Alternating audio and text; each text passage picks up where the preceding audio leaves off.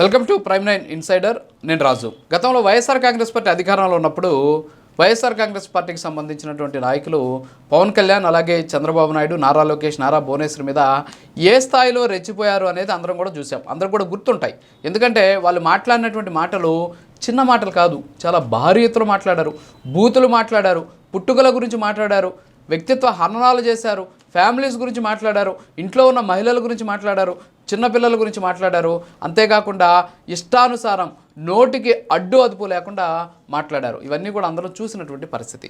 అయితే ఇంత జరిగినా సరే అధికారంలోకి వచ్చి 16 నెలలు అవుతున్నా ఇంకా కొడాలి నాని కానీ, రోజా కానీ, ఇతర మంత్రులు, మాజీ మంత్రులు ఎవరైతే ఉన్నారో వాళ్ళ మీద ఎలాంటి చర్యలు తీసుకోవడం లేదు. ఎందుకని చర్యలు తీసుకోవడం లేదు? కావాలని ఏమన్నా వాళ్ళతోటి ఏమన్నా చీకటి ఒప్పందాలు చేసుకున్నారా, లేకపోతే వాళ్ళు చేసినటువంటి తప్పులు మర్చిపోయారా, లేకపోతే వాళ్ళు చేసినటువంటి వ్యాఖ్యలు గుర్తుకులేవా అనేటటువంటి దాని మీద అటు వైఎస్ఆర్ టీడీపీ కావచ్చు, అలాగే జనసేనకు సంబంధించినటువంటి పార్టీ క్యాడర్లో ఒక విధమైనటువంటి నిరుత్సాహం ఉంది. కానీ మొదటి నుంచి కూడా నారా లోకేష్ ఒకటే చెప్తున్నాడు, ఎవరిని కూడా వదిలిపెట్టే ప్రసక్తే ఉండదు అని చెప్పేసి కూడా. ఇటీవల జోగి రమేష్ గతంలో భారీ ఎత్తున డైలాగులు చేశారు. ఎవరెవరిని? పవన్ కళ్యాణ్ గురించి ఏ విధమైనటువంటి వ్యాఖ్యలు చేశారో అందరం కూడా చూసాం. బూతులతో రెచ్చిపోయినటువంటి పరిస్థితి. ఆయన ఏ విధంగా పట్టుకుపోయారో కూడా చూసినటువంటి పరిస్థితి. సరే, ఆ కేసుతో మాకు సంబంధం లేదని చెప్పేసి వైఎస్ఆర్ కాంగ్రెస్ పార్టీ చెబుతోంది. సరే, దాన్ని పక్కన పెడితే ఇప్పుడు ఇంకా కూడా చాలామంది మీద చర్యలు తీసుకోవట్లేదు. కొడాలి నానికి సంబంధించి ఎందుకని పట్టించుకోవట్లేదు? కొడాలి నానియే కదా అందరికంటే ఎక్కువగా మాట్లాడింది, కొడాలి నానియే కదా అనేక అంశాల గురించి మాట్లాడింది. అంబటి రాంబాబు అక్కడ అసెంబ్లీలో కొన్ని పుట్టుకల గురించి మాట్లాడింది, వాస్తవం కదా. మరి వీళ్ళ మీద ఎందుకు చర్యలు తీసుకోవట్లేదు? ఇంకా కూడా వాళ్ళు బయటకు వచ్చి ఇంకా కూడా వాళ్ళు మాట్లాడుతున్నా సరే ఎందుకని పట్టించుకోవట్లేదు? కూటమి ప్రభుత్వం చేతగాందా, లేకపోతే మర్చిపోయారా, లేకపోతే వాళ్ళు మాట్లాడినటువంటి మాటను తుడిచేసుకుని ముందుకు వెళ్ళిపోతున్నారా అనేటటువంటి వాదన బలంగా పార్టీ కేడర్లో ఉన్నటువంటి పరిస్థితి. అయితే దీనికి కూటమి ప్రభుత్వం కక్షపూరితంగా వ్యవహరించడం లేదు. కూటమి ప్రభుత్వం ఏ చర్యలు తీసుకున్నా, ఏ నిర్ణయం తీసుకున్నా అది చట్ట ప్రకారం ఉంటుంది. గతంలో పవన్ కళ్యాణ్ గారు ఒక మాట అన్నారు. ఏంటి అంటే, పిచ్చి కుక్క కరిచింది కదా అని చెప్పేసి మన కారులో ఎక్కించుకొని పోయి ఊరు అవతల వదిలేసిరాము, పిచ్చి కుక్క కరిస్తే కుక్కల వ్యాన్ రావాలి, కుక్కల వ్యాన్ ఎత్తుకొని పోవాలి అని చెప్పేసి ఆయన చెప్పినటువంటి పరిస్థితి. సో ఆ విధమైనటువంటి దృక్పథంతో ప్రస్తుతానికి కూటమి ముందుకు వెళ్తుంది. మరి ఈ నేపథ్యంలోనే చాలామంది కార్యకర్తలు, నాయకులు కూడా ఒక విధమైనటువంటి ఆందోళన ఉంది. ఎందుకంటే ఇంకా వాళ్ళ మీద చర్యలు తీసుకోలేదు. ఎందుకంటే చాలామంది బాధలు పడ్డారు. ఎందుకంటే వైఎస్ఆర్ కాంగ్రెస్ పార్టీ అధికారంలో ఉన్నప్పుడు అక్రమ కేసులు పెట్టారు, రకరకాలుగా ఇబ్బందులు పెట్టారు. కేవలం మనకు కనిపించేది పవన్ కళ్యాణ్, అలాగే నారా లోకేష్, చంద్రబాబు నాయుడు, అలాగే భువనేశ్వర్ మాత్రమే కాదు, పార్టీ క్యాడర్ని కూడా చాలా ఇబ్బందులు పెట్టారు. రకరకాలైనటువంటి హింసలకు గురి చేసినటువంటి పరిస్థితులు ఉన్నాయి. తప్పుడు కేసులు పెట్టారు, దాడులు చేశారు, వాళ్ళ ఆర్థికపరమైనటువంటి నష్టాన్ని చేకూర్చారు. ఈ విధమైనటువంటి అంశాలన్నీ కూడా ఉన్నాయి. ఇవన్నీ కూడా అనుభవించినటువంటి పార్టీ కార్యకర్తలతో కూడా చాలా ఆందోళన చెందుతూ ఉన్నటువంటి పరిస్థితి. ఎందుకని కూటమి అధికారంలోకి వచ్చి 16 నెలలైనా ఈ చర్యలు తీసుకోవట్లేదు అని చెప్పేసి. ఒకవేళ నారా లోకేష్ ఏమైనా మర్చిపోయాడా, లేకపోతే రెడ్ బుక్ని ఏమైనా పక్కన పడేశారా, లేకపోతే రెడ్ బుక్లో ఆ పేర్లు లేవా, ఏమై ఉండొచ్చు అనేటటువంటి ఒక ఆందోళన చెందుతూ ఉన్నారట. సో దీనికోసం నిన్న జరిగినటువంటి ఒక కార్యకర్తల సమావేశంలో నారా లోకేష్ కొన్ని వ్యాఖ్యలు చేశాడు. ఒకసారి మనం ఆ వ్యాఖ్యలు వినేటటువంటి ప్రయత్నం చేద్దాం. ఏం మాట్లాడారండి? బాబు గారిని అవమానిస్తారా? 53 రోజులు బంధిస్తారా? అందరికి తల్లి లాంటి భువనేశ్వరమ్మని అవమానిస్తారా? వదిలిపెట్టం భయ్యా, ఎందుకు కంగారు?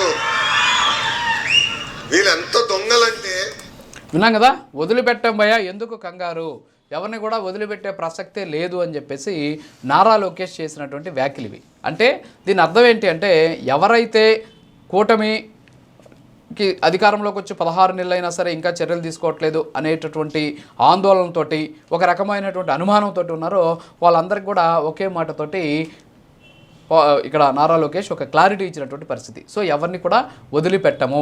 సో వదిలిపెట్టకుండా ఉండాలి అంటే ఏదో మాట్లాడారు కాబట్టి తీసుకొచ్చి కక్షపూరితంగా గతంలో చూసాం కదా, ఎవరైనా ఏమైనా మాట్లాడితే వెంటనే తీసుకొచ్చి అరెస్ట్ చేసి లోపలేసినటువంటి పరిస్థితి, సాక్ష్యాలు ఉండవు, తర్వాత వచ్చేసి జరిగినటువంటి సంఘటనలకు సంబంధించి ఎలాంటి ఎవిడెన్సెస్ ఉండకపోయినా సరే ఏ విధంగా అరెస్ట్ చేశారో అందరం కూడా చూసాం. కానీ కూటమి ఏంటంటే జవాబుదారీతో ముందుకెళ్తుంది. ఎందుకంటే పవన్ కళ్యాణ్ కూడా చూసాం ఇటీవల కాలంలో, ఆయన చాలా జవాబుదారీతనంతో పరిపాలన కొనసాగిస్తూ ఉన్నటువంటి పరిస్థితి. ప్రజలు మాత్రమే ఎవరు ఎన్ని విమర్శలు చేసినా, ఎవరు ఎన్ని ఆరోపణలు చేసినా వాటి అన్నిటి కూడా పట్టించుకోవట్లా. నాకు ప్రజలు అధికారం ఇచ్చారు, నేను జవాబుదారీ ప్రజలకు, అంతేగాని వీళ్ళు ఎవరో మాట్లాడిన జవాబుదారీ కాదని చెప్పేసి ఆయన ముందుకు వెళ్తున్నారు. సో ఆ జవాబుదారీతో తరంతో ఉండడం, పారదర్శక పాలన అందిస్తూ ఉన్నటువంటి నేపథ్యంలో వీళ్ళందరి మీద కూడా చర్యలు తీసుకోవాలంటే వీళ్ళకి సంబంధించినటువంటి చేసినటువంటి అక్రమాల పుట్ట పగలాలి. సో అక్రమాల పుట్ట పగిలితే కానీ వాస్తవాలను వాళ్ళ మీద చర్యలు తీసుకునేటటువంటి పరిస్థితులు ఉండవు అనేది ఇక్కడ నారా లోకేష్ చెప్పినటువంటి పరిస్థితి. సో ఓవరాల్గా చూస్తే ఖచ్చితంగా అందరి మీద చర్యలు ఉంటాయి.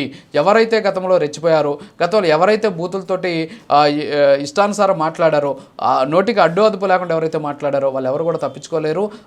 రోజా దగ్గర నుంచి కొడాలి నాని వరకు మధ్యలో మాట్లాడినటువంటి చాలామంది నాయకులకి ఖచ్చితంగా ట్రీట్మెంట్ ఉంటుంది అని చెప్పేసి వాళ్ళు ఎవరు కూడా మర్చిపోలేదు. ఖచ్చితంగా మీ దగ్గరకు వస్తామనేటటువంటి అంశాన్ని నారా లోకేష్ మాట్లాడారు. కాకపోతే కొంచెం ఆలస్యం అవుతుంది. ఎందుకంటే ఆ కేసులు, గతంలో వాళ్ళు చేసినటువంటి అవినీతి అక్రమాలు కావచ్చు, ఆ కేసులకు సంబంధించినటువంటి సాక్ష్యాలు కావచ్చు, వాటికి సంబంధించినటువంటి ఎవిడెన్సెస్ ఇవన్నీ కూడా సేకరించిన తర్వాత వాళ్ళ మీద చర్యలు ఉంటాయనేటువంటి అంశాన్ని అని చెప్పకనే చెప్తూ ఉన్నటువంటి పరిస్థితి. అయితే ఇది కక్షపూరితం కాదు అనేందుకు 16 నెలల కాలంలో జరిగినటువంటి అరెస్టులను కూడా మనం చూడొచ్చు. నిజంగా కక్షపూరితం అయి ఉంటే మొదట అరెస్ట్ చేయాల్సింది కొడాలి నానిని, నిజంగా కక్షపూరితం అయి ఉంటే మొదట అరెస్ట్ చేయాల్సింది నగర రోజాని, నిజంగా కక్షపూరితం అంటే జగన్మోహన్ రెడ్డిని ఈ పాటికి అరెస్ట్ చేస్తున్నారు. కానీ ఇక్కడ పారదర్శక పాలనతో ముందుకెళ్తున్నారు కాబట్టి సో ఖచ్చితంగా ఇది కక్షపూరితం కాదు అనేది ఇక్కడ మనకు స్పష్టంగా తెలుస్తుంది. కేసులకు సంబంధించినటువంటి అంశాల విషయంలోనే ముందుకెళ్తున్నారు. ఎందుకంటే చెవిరెడ్డి భాస్కర్ రెడ్డి ఈ కుటుంబాన్ని కానీ, వీళ్ళ మనుషులు కానీ, వీళ్ళ ఫ్యామిలీస్ని కానీ ఎప్పుడు కూడా ఆయన మాట్లాడినటువంటి పరిస్థితి లేదు. కానీ ఆయన అరెస్ట్ చేసినటువంటి పరిస్థితి. అలాగే మిథున్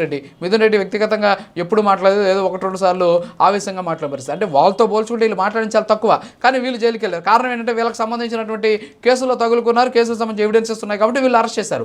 వాళ్ళకి సంబంధించిన దాని మీద ఎవిడెన్సెస్ కోసం ఉన్నారు. సో కొంతమంది కోర్టుల నుంచి రక్షణ పొందారు కాబట్టి సో ఖచ్చితంగా వాళ్ళ మీద కూడా చర్యలు ఉంటాయి అనేది నారా లోకేష్ వ్యాఖ్యల ద్వారా మనకు తెలుస్తూ ఉన్నటువంటి పరిస్థితి. ఇది వాళ్ళ ఇన్సైడర్. మరో వెళ్దాం. నమస్కారం.